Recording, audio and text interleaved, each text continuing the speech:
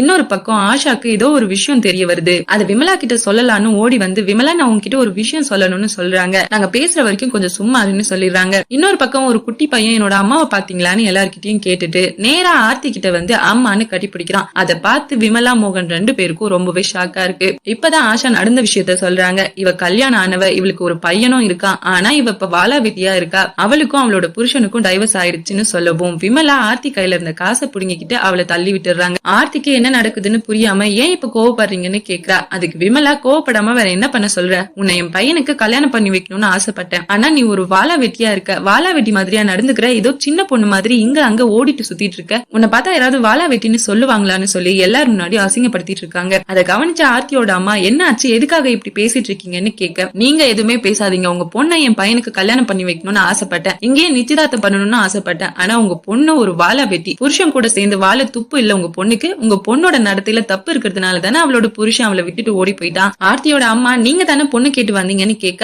ஆமா நாங்க தான் பொண்ணு கேட்டு வந்தோம். அதுக்கு கல்யாணம்